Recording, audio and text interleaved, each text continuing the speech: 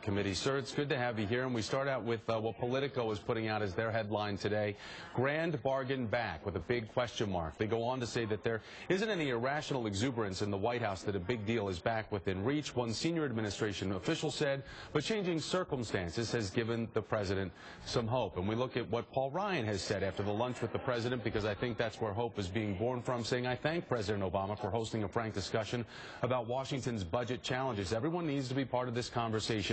We need an open debate about how best to balance the budget and expand opportunities. So, sir, outside of the lines of the continuing resolution coming out of the House side, when the president thinks of a grand bargain and gives a timeline that we're hearing about maybe in the summer, what month would you guesstimate that we may get the grand bargain if it were to come this year?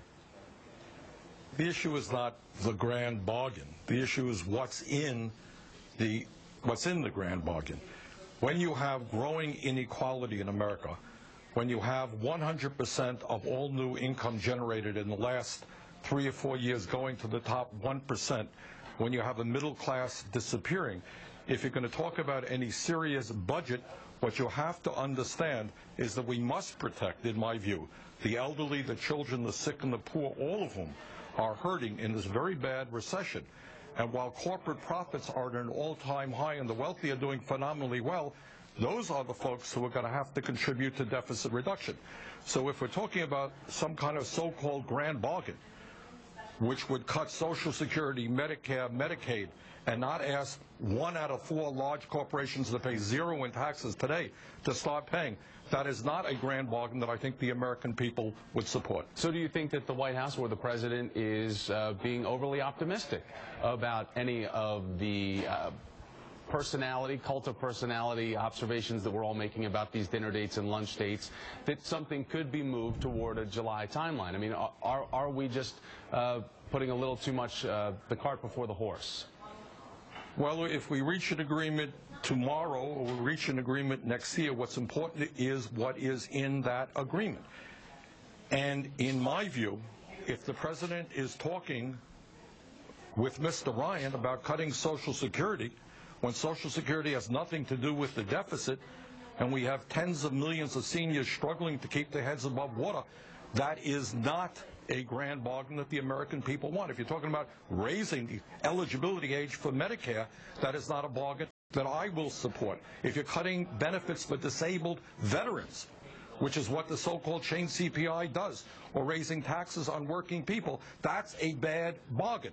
So what we have got to fight for, and what the American people have been very clear in poll after poll after poll, is that when we're losing $100 billion every year, because the Bank of America and other large corporations are stashing their money in tax havens in the Cayman Islands and Bermuda, you know what? We got to fix those loopholes. Those folks have got to be paying their fair share. So, Thomas, I'm not concerned about when you have a grand bargain tomorrow or in July or in December. The question is, what is fair?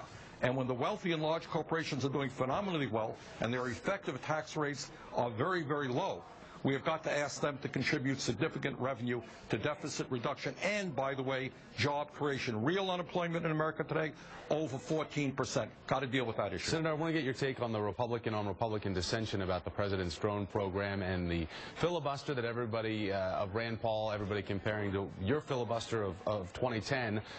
Rand Paul didn't go past your time, but a lot of people are talking about what specifically he was talking about, and especially your colleagues, Senator Graham and Senator McCain yesterday, taking on Rand Paul and taking him to task for the observations that he was making, and this was all in an attempt to keep John Brennan from being appointed, which he was. Why did you vote against John Brennan, and since you did, why not join in the filibuster with Rand Paul?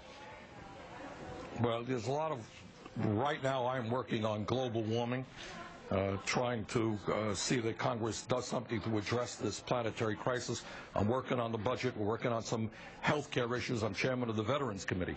I voted against Mr. Brennan because I have a serious concern, not what Senator Paul is talking about, that the United States of America and Barack Obama are going to bomb San Francisco with drones. That's total fantasy. But I do have a concern about how we fight terrorism while protecting the constitutional rights of the American people. And I think the CIA has not always been there, and I kind of want to send a message to the White House about those concerns. The Brennan vote was 63 to 34. Senator Bernie Sanders of Vermont. Sir, great to have you on, as always. Thank you. Thank you very much. Take care. Absolutely. Coming up, it is Maverick versus Rand Paul and the rising star that senator might have as we see